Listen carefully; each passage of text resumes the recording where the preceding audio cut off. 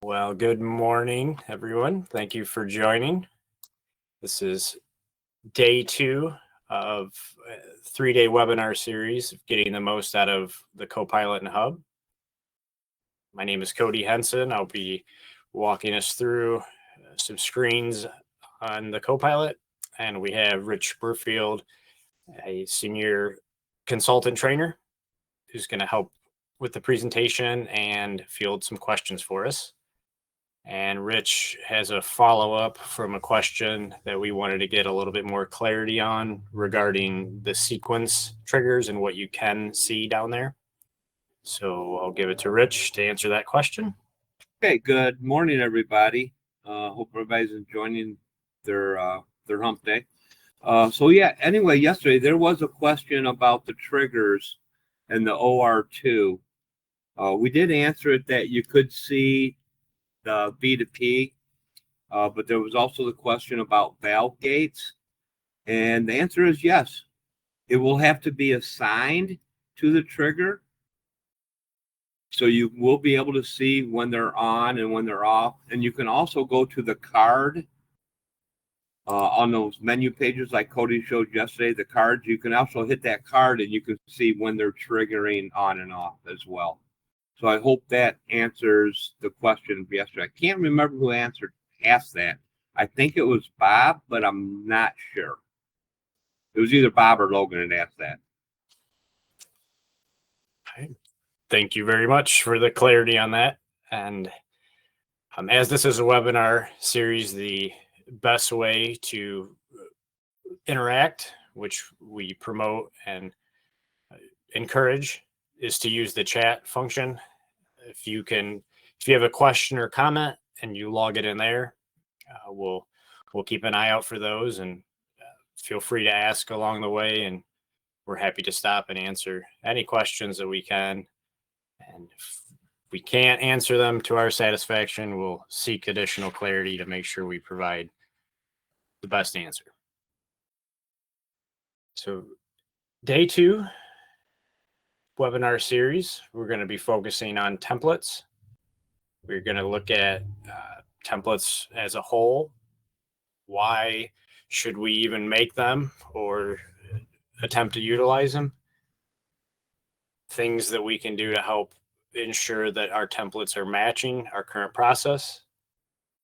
Some different ways that we can view some balance, and some different ways to look at how multiple cavities are filling. And then we'll also dive into the note section, how to use, how to implement, how to get the most out of. So I'm going to jump to our CoPilot screen. And just as a reminder, I'm in a web browser. And if you're ever viewing your CoPilot via browser, it's often recommended to zoom out maybe to 75, 80%. Just gives it a little cleaner view as we start navigating, makes things fit a little easier. So normally I would come up, right, and verify that I have this job running. I did leave the job running from yesterday. So we have the job up and running, and I am able to go to my expansion menu, and I can look at a job dashboard. So brings us right back to where we had left off yesterday. Cycle graph in view, some previous cycles. We have some alarm settings. As a reminder, we set upper and lower limit around peak pressure end of cavity 4, and intentionally set the lower limit to be extremely tight to the process, right? So we could look at generating some alarms or some warnings. But today we want to talk about templates. Templates, to me, can be considered a digital process sheet.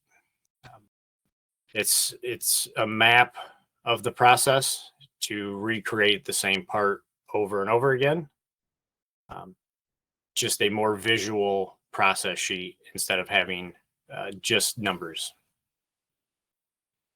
So I'm going to look into my cycle graph. I can make it larger by clicking and holding, touching, dragging from the center, or the quick action of double clicking the cycle graph to expand it to full screen. Hey, Cody, just real quick. I'm sorry. Yeah. No. There was another question from yesterday that I don't think that we got the answer on. I'm not sure. It was, can alarms be created or adjusted without a job running? I believe that we both said that we don't think it's possible, but we couldn't confirm that. Yes. So that is something that would, with the job not running, we are driven to the hub for any actions. So to answer that question live, I was going to attempt to make some modifications to a previous job, right? I don't believe it's possible, but I want to pull up a previous report via the hub, right? That would be a job that is not running currently, and then attempt to make some modifications. Correct. Okay. All right. I hope that helps, David.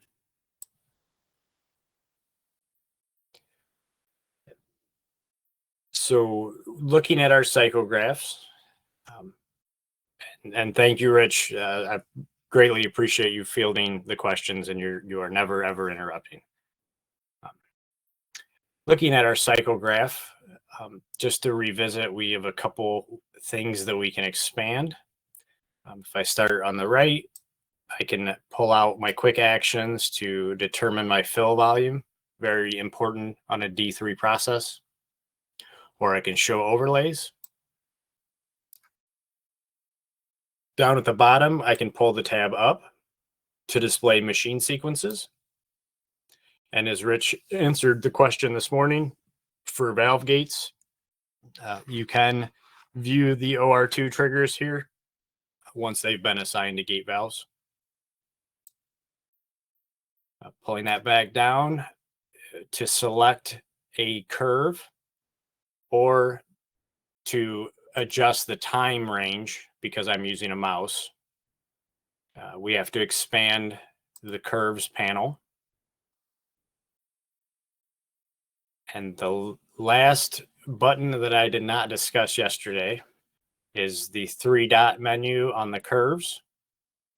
And that is going to bring us to our templates. So if we've determined that this process that we're viewing, right, and as a reminder, this is just looped data on repeat. But once I've determined that this process is something that I want to recreate, save a digital template, you know, especially if you want to move a job to another machine and you want to recreate that, and maybe the machine aren't a one-for-one match, right? The template is that visual guide that can help drive the part qualities back to the original properties that they had for the first template.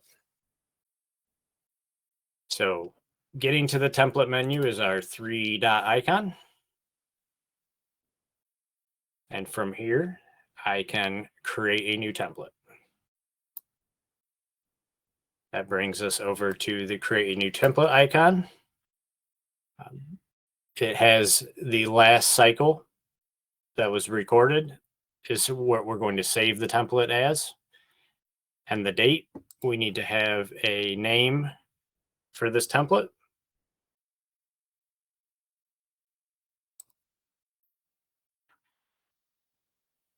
So we're going to call this Day 2 Webinar 22. And this is for webinar. And then I can click save.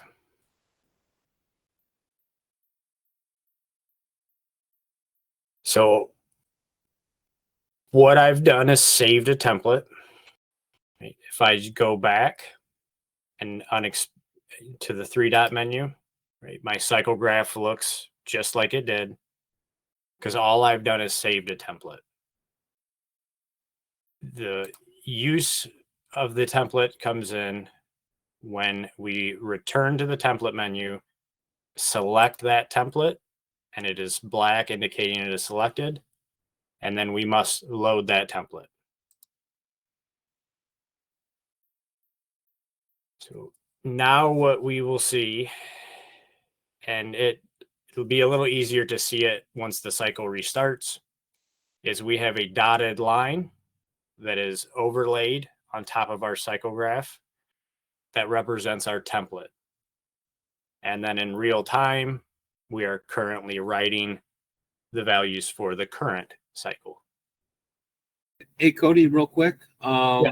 We got a question from Richard. Again, I love that name. Are they able to transfer templates if they're switching from a from an eDart, an older eDart to a CoPilot? And I believe there is a migration thing out there. Yes. I'm wrong. No, you are right. There is an eDart migration tool where it doesn't fully automate the process, but it automates the majority of the process from bringing your data from an eDart to a CoPilot. It simplifies the process and makes it much, much more manageable. And that process lives inside the hub. That workflow, we should call it, lives inside the hub. So that is something that we can briefly touch on tomorrow in the hub. But that's a great question, an important question as eDart reaches its end of life and customers are looking at potentially migrating to a CoPilot. That is a obvious concern, right? Especially depending on the volume of data that you have. Okay, one more thing. I don't know if anybody else is experiencing issues, but I got a message from Logan that our mics are going in and out. I don't know if that's on our side or his side. Okay, I can, yeah, if anybody else would be willing to chime in, I could potentially switch my microphone if need be. Right now, you're clear to me. I don't know how I am sound to you. I just don't know which side it would be on. Yeah, so right now I can hear you clearly, but if anybody is continuing to have issues, please let us know. We can try to make some subtle changes. Okay, sounds good. So our template running on, our cycle graph running on looped data, we won't see much variation from cycle to the template. But in a normal production environment, when we're dealing with whatever level of viscosity shifts we've accepted or negotiated with our supplier, having the template in the background against your current process can start to give you indications of perhaps you've encountered a shift that is greater than your process can absorb, and how maybe those viscosity shifts are affecting the end of cavity pressure, which is a key indicator that we've made a quality part. A template can help you verify gate seal time in the event that you feel something's changed. You have a reference of what the post gate should look like after holding, and you could make adjustments in real time to see if it's still operating in that manner. The other visual of this template is if I select this, I'm going to select the time range here and give us a little better view of first and second stage here. So when I place my cursor, when I have a template, right? I click to hold as I'm using a keyboard and mouse. And as I can, it functions the same as I run the line across, but now I do have two values. I have, as it populates, a current value, looking at the stroke, in this example, 1.68 inches volume. And then we have a T value telling us what our template was. So we can get a very quick comparison. Was the holding pressure aligned with the template? How aligned or misaligned are the cavity pressures with the template? So those are some of the visual benefits that we get in a heads-up display viewing from a template. Now, if I go back into templates, you may notice there is no delete. There is no option to just straight delete a template. We do have the ability to archive templates, maybe jobs that have been retired and no longer running, but perhaps your customer requires you to store that historical data. We have archiving as an option to clean up the screen if you have an abundant amount of templates. So if I click the View Archives, there is not an enormous amount of templates created here, as this is a simulation, but I can come over and click Archive Template, and then I would close the archives.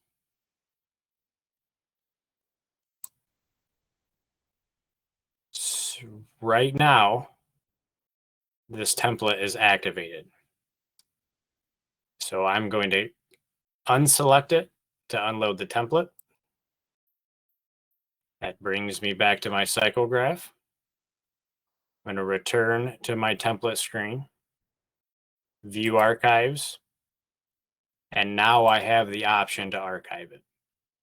It may have not been very clear before, but archive template was not selectable because that template was loaded. So I can archive template, apply changes, and this template screen looks to be reset. But if you have a large volume of templates on the CoPilot, this screen can be very busy. So archive can be a good way of managing those. So on that note, Cody, because there was a question came in from Brent.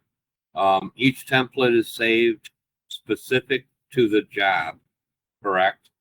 Or would we not see all templates between the different molds? Yes. So the template is. Can you ask that again? I'm sorry. Yeah. So I'm just reading the question. So each template is saved specific to the job. So when we select our job at the top, we'd have those templates saved, not all templates between the different molds. Yes, I believe that is how it. I believe that is how it is set up. Where Right. it's tied to that process. You could have multiple templates. If maybe say you had multiple inserts that you were changing in and out of the mold, or multiple colors that you ran on the same machine mold that maybe had different pressures and settings. Okay, that's correct. Yeah, so that the CoPilot emblem at the top, middle of the screen, when you click that and you click your job, it'll have those templates saved for that job. And I hope that answers Brent's question. So it won't be all templates. It'll only be specific to the process or the mold that you select. Yes. So, and the other part that comes up with the archive is maybe you've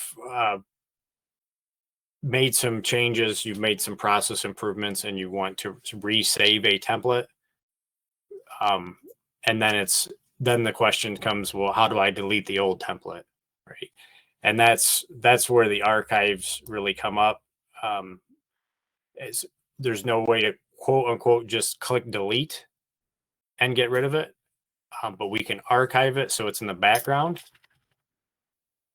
There, I said delete in quotes because there is a way to just replace the template, which I'm trying to walk the line of the difference between deleting and replacing. Right. So we got another question here, again from Robert. So they run 5 of the same molds, 4 cavities, 2 molds running on a rotary machine, running 924 pounds of material in 24 hours. And it's times 5. He has sometimes a hard time with templates always being okay week to week. And they use 15% regrind. So I'm having a hard time understanding that one. I'd be, yeah, just trying to make kind of an assumption there. If we're having very wide spec material usage, depending on how we're bringing that material in, if you're using that volume, I'm gonna guess you at least have a silo, and it's coming in by tankers, which sometimes tends to broaden your melt range. And then if you add a certain percent of regrind in, hopefully that's a controlled 15%, but it sounds, I mean, I'm interpreting this as that the range of melt that you're experiencing in your machine is not able to keep within its template. I don't know that I'm interpreting the question correctly, but that's kind of what I'm taking away, that maybe you're having issues repeatedly recreating that template. And I don't know for sure if that's because of the way we're purchasing material and the volume that we're using it. And then the addition of regrind is going to broaden that melt range. And it could be that it's more, it's taking your machine to zones that your machine is not capable of meeting. Don't know that answers the question, but that was my interpretation of it. Right. And I agree with you on that, Cody. I'm going to send Robert my email so maybe we can talk. I just want some clarity on it. Yes, that's a great idea. So I want to finish the conversation about the difference between a straight deletion and a replacement. I'm going to bring this template back out of archive. And I'm going to attempt to create a new template. And the key here is that I'm going to name this template exactly like I named the first template.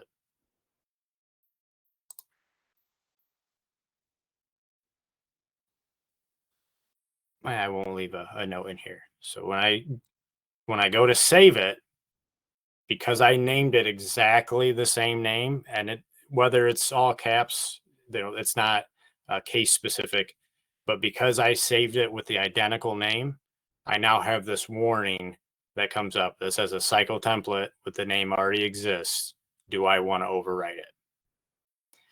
So that is how, if you've process optimized, if maybe you've been forced into a material change during the program, and now you have to, recreate your machine settings to match cavity pressures, right? You may, once you're done, want to save a new template and not even have the option of having someone load the old one. So that's when you could have the option to archive the old one, or if you name it the exact same way, you have the option to overwrite. Okay, Cody, I'm sorry. I got more questions here. Can we move a template from one job to a different job? So, for instance, like if I create a new job for the same mold in a different molding machine. Yeah, it's like transferring the template from like one CoPilot to another. Yeah, because I believe the templates are matched, loaded with so like the templates live in the process of that job, but we also have template reference that we can first select. We can choose a template reference by selecting the mold or process. Right. So if I selected this other mold, right, I could select this Frank 01 process, or tensile bar. I could select this other process, and if it had a template associated with it, I'm able to pull that template in. Correct. Okay. I hope that answers that question. We got one more question. And do we see as big of a swing when running at a lower regrind percentage? Yeah, to me, that's going to depend on your material supplier to begin with, and what is that range of their MFI, their melt flow index, and all that, especially when running a regrind. Yes, it's, we don't love to speak in generalities, but to answer that, I kind of have to. Right, the process of regrinding the material, we tend to burn off some of the additives that we cared about, and usually the chain lengths are not as long or not as consistent any longer. So we're introducing little batches of shorter chain lengths in with the virgin, which are more homogeneous chain lengths, hopefully all close to the same. So that tends to just give you natural dips in viscosity. Ideally, your machine is going, if it's not hitting the pressure limit, right, will adapt in first stage. But in a D2 process, second stage is what we set it, and does not adapt to viscosity shifts. Yeah, I mean, because that question can actually go on. Is it a wide material when using regrind? How much additives have we burnt off in the first place, and all that. So yeah, so that's a pretty long answer to that little short question. Yes. It depends. It's an RJG thing. It depends. Yes, and that's what I'm like. Generally speaking, regrind is going to lower the viscosity, but to what degree? Oh, there's so many factors. It's very difficult to give you a definitive percentage.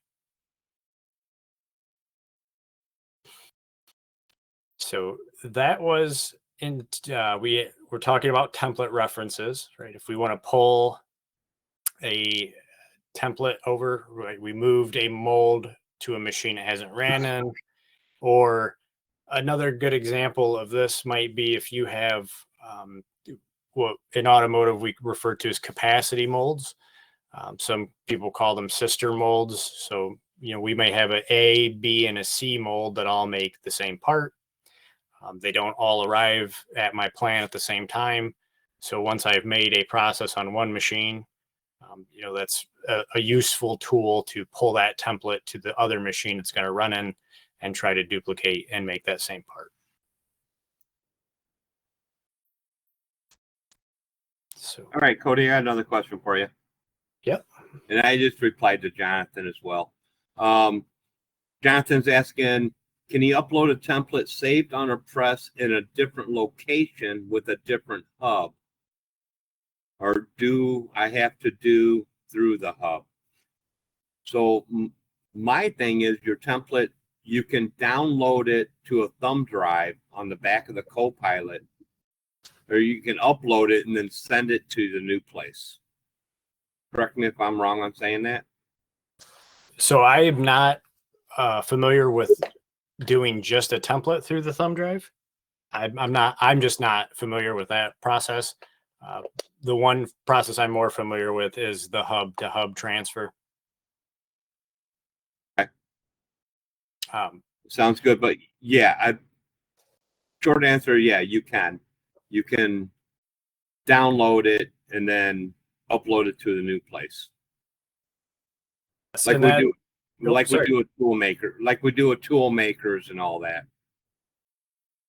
Yeah, that's exactly what I was going to say, Rich. But thank you. If you had to run at a tool shop, you're trying to recreate, or maybe you have one plant in one part of the country that launches and initiates the process, and then they send the molds to the production plants. Right, those processes need to go to the production plants with them, so they can recreate them. Yeah, these are all great questions. It is great. This is my first webinar, and the second one that we're doing. The first one, there was no questions. Yeah, it's much appreciated. I'm just going to go back into my templates and make sure that I have a template loaded. So the next few screens can be useful to us.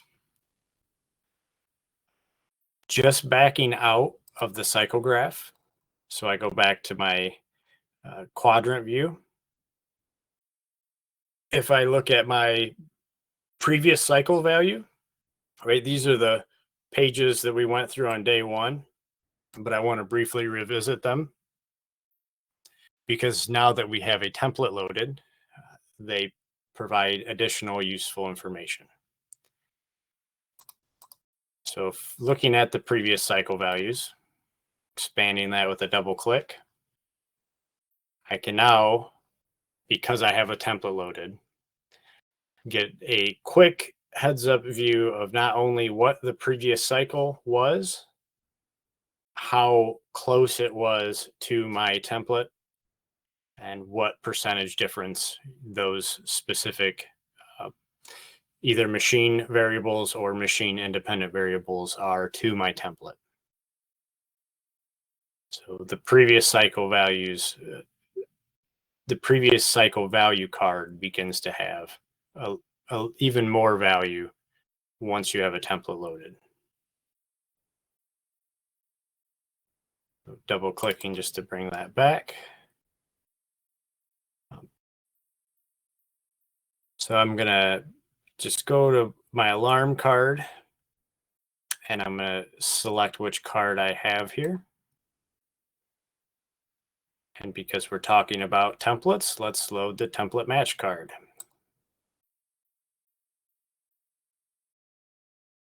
So this is a quick heads up way to display how in or out we might be with match with the template, whether we are in a warning state, a good state, or an alarm state. So expanding on this, right, can tell us, is the mold conditions, cavity pressures alarming? Which, yes, we have an alarm there. And just a reminder, that is because I intentionally set my lower limit very close to the actual. Is my machine conditions, are my material holding okay? So if I click, it will give me a percentage, how far out of match each one is. So that last cycle, that condition was about 9% out. Our machine is less than 3% away from matching. And if it goes beyond this, 3 to 7%, we have a yellow warning indicator light. So I'm going to back up because what I did there kind of changed the screen on its own. Within the template match screen, right, if I expand this, I see I have something going on with my mold, right, that I need to look at. So if I double click in here, or you would double tap with your finger, that went deeper into the categories of the mold that we could be monitoring for template. Cody, real quick. Yes. Got another question. So John would like to know if he runs a quality sample, can he go back in and look at curves per cycle? My answer to him is, yeah, you can look at all the cycles when you're doing that quality. Yeah. So you can go back and look at it if the job. So I get there's two answers to that, right? If the job is running, you can do that on your CoPilot, and you can look at your summary graph to where the quality samples were generated, and then view those cycles. But if the job is not running, then that has to be done on the hub. That's correct. A couple more questions. One from Bob again. What are your thoughts about advice with Max? So I think we all have our own opinion about Max right now and the state it's in. On the template match, it's still in the works. Let's put it that way. Is how I would say it. Yes, it's right. It's if you're running a D2 process, and you've got somebody that's trying to tend to that, right, and maybe they don't have a large tolerance for things they can adjust. With the D2 process, it can give some necessarily basic, but some logical steps to kind of work through, maybe in an effort to save a late night phone call to an engineer. Yeah, exactly. I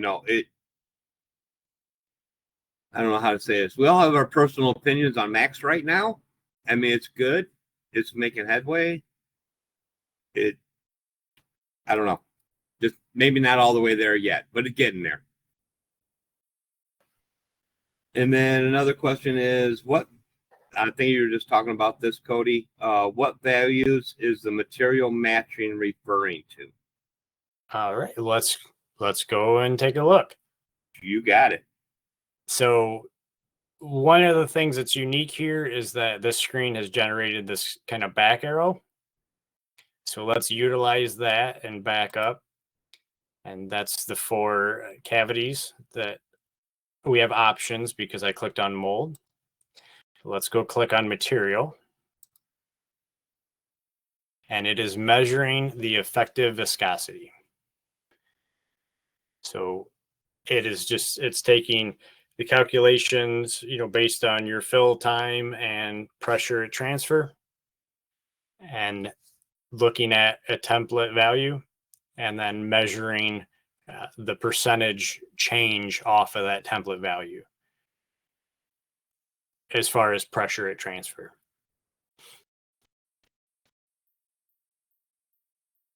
So that is the material. Yep, I believe that answered that question. And then just a little bit about machine, what it's looking for. And just to note, these fields are not they're not editable. These are pre-populated data that the template, right? This is, if you're ever kind of wondering, like, what is everything being captured by that template behind the scenes, right? These tabs are showing you some of the behind the scenes calculations that it's formulating. So we can go back. Yep, I'm going to stop here again real quick. Yep. For Francisco. So if a template is transferred between 2 machines and the machines are not identical, will the hub compensate for that fact? Yeah, we actually, in the hub, there is a process match where you put your machine specs in and it will say if it can run there or not. So, and then the question also asks, or at least give a warning about the different machines. Yes, if there's a different size screw or something like that, it will give you a warning that it could work, but maybe not. And then he, for instance, also says, let's say they're dealing with the same size machine, but one of them has a smaller screw, hypothetically. Yeah, so I'm kind of answering this question.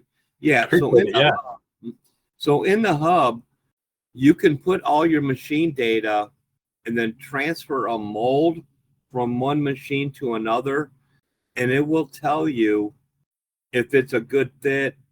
It'll give you a warning on what specs might be limited, or it'll say, no, it will not work at all due to a pressure or a volumetric flow rate or something like that.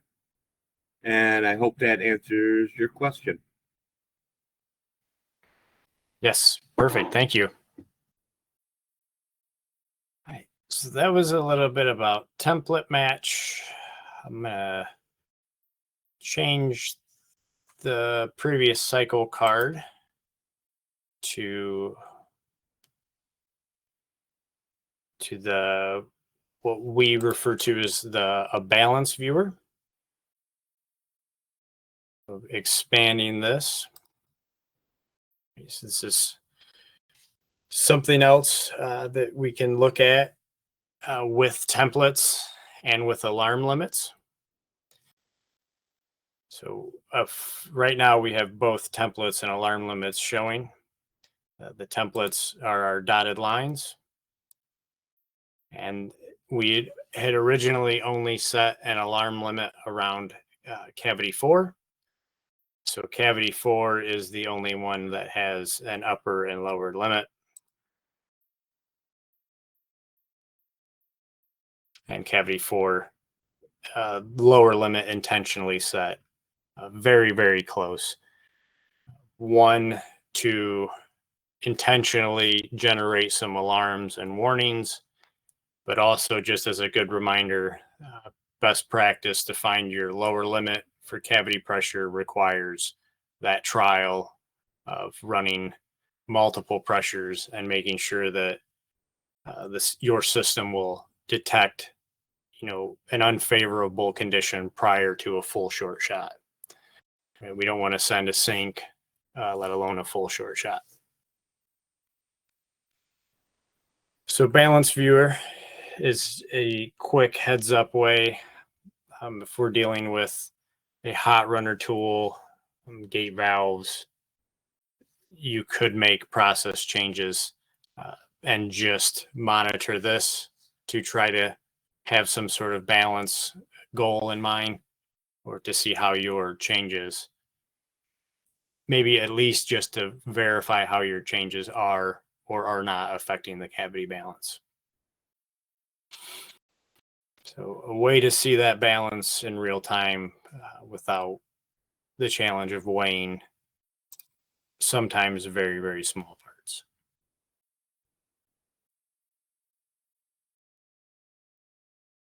And now I'm going to change our summary graph to a notes card.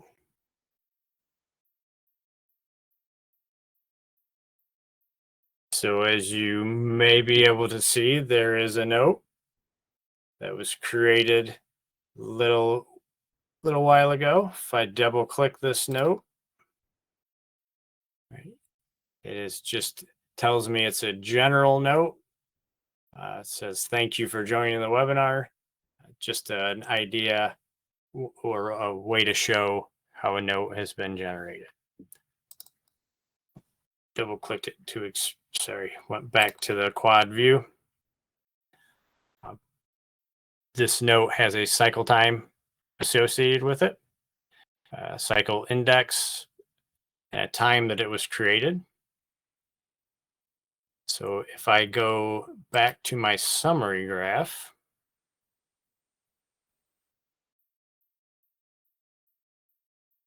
we have one of our keys down at the bottom is notes. It is a brownish color. It rides along the very bottom there. And just by using the summary graph, I can see that there lies the note. So I could look at the cycle, and if I wanted, because this was kind of the question, if there was a quality event, something associated with it, that log will appear here. You could go to that particular quality event or note, and you can go to the overlay button in the top left corner, and it will overlay that cycle that you've selected on top of your summary graph. Okay, so Cody, question from, I'm sorry, I'm I'm getting lost here. I got so much stuff going on. From Logan, are notes from previous job runs viewable? My answer to Logan was no, they're not, because once you stop the job stops. You can only view the notes from previous run jobs on the hub. Yes, that is accurate. Once, if the job is running, right, you can view the notes there in real time. If the job is stopped, mold has changed, any event that has stopped the job, then you have to go to the hub to do this similar activity.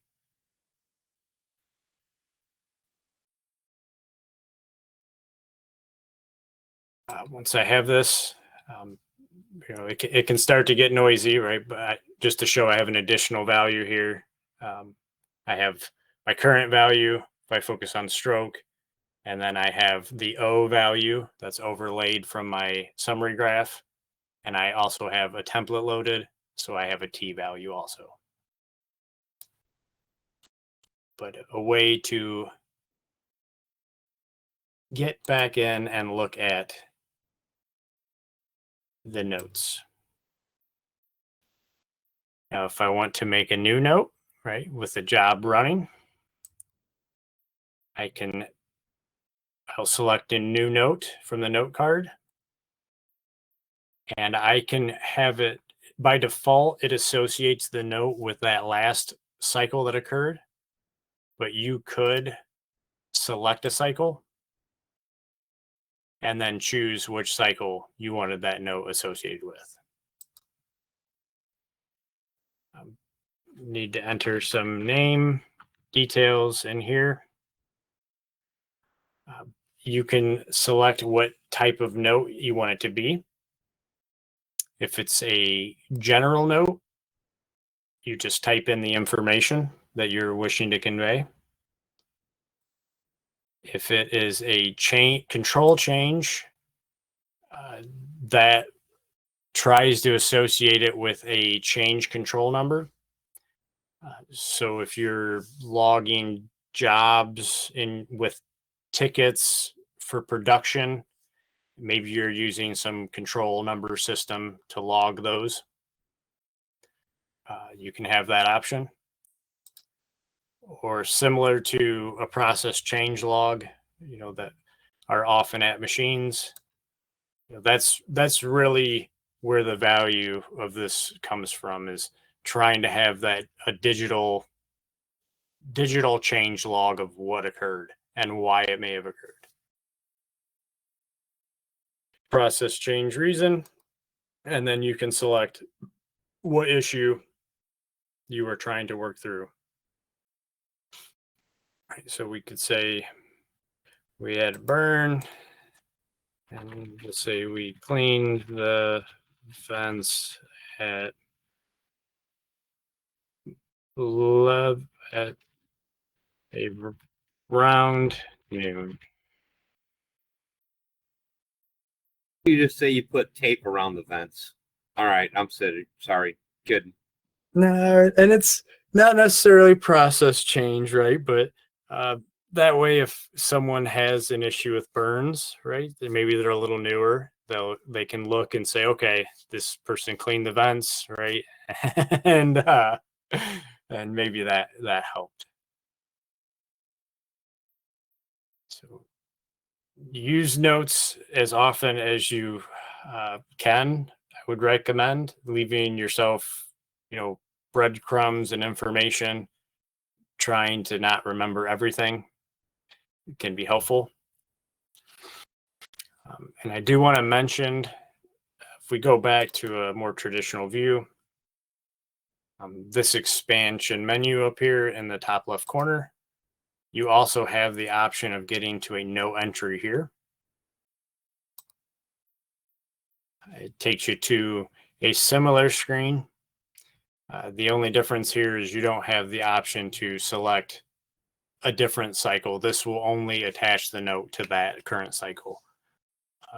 You have to go to the note card specifically if you want to attach it to a different cycle. But from here, all of your options are the same.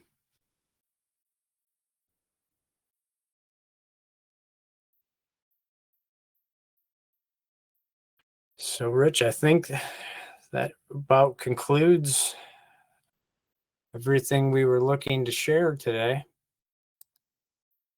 Yeah, one more question just came in from Andy. Is there a way to export the data from a run into an Excel CSV file from the hub? And the answer to that is yes.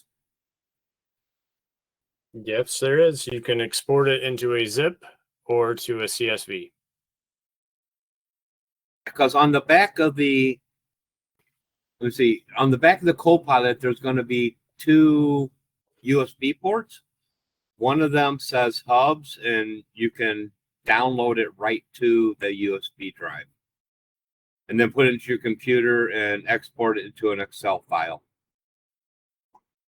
Yes, if you that's actually a great point, right? If maybe you're having some issues and you're with customer service, right? That might be something you're asked to do so we can view your information, export it, and then email it if we cannot get into your hub.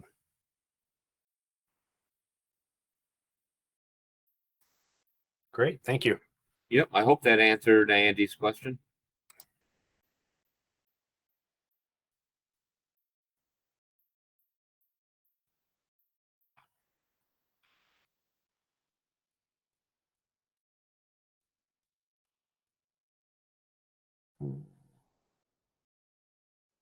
Can all of the notes from a run be, I'm just reading one of the questions.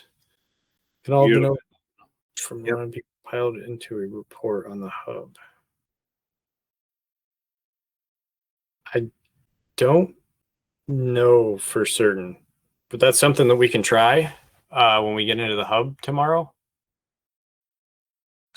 So you can select multiple runs, right? You could go into your machine and select multiple points of data from multiple runs that occurred in that machine, so that way you can look at that data from like a multi-view. I just don't know if it compiles the notes. I just know looking at the hub, when you click notes, it'll just show all the notes for that run. I don't know if it'll show multiple runs.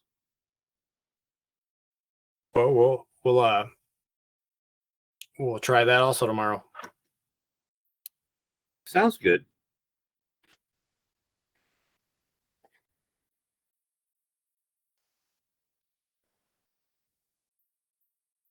All right. If there's any other questions or comments, by all means. And again, greatly appreciate the interaction.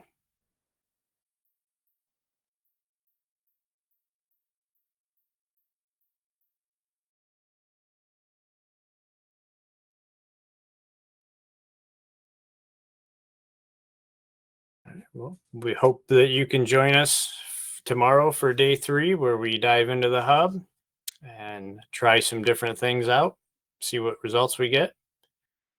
And appreciate everyone's presence and questions, and hope you can join us tomorrow.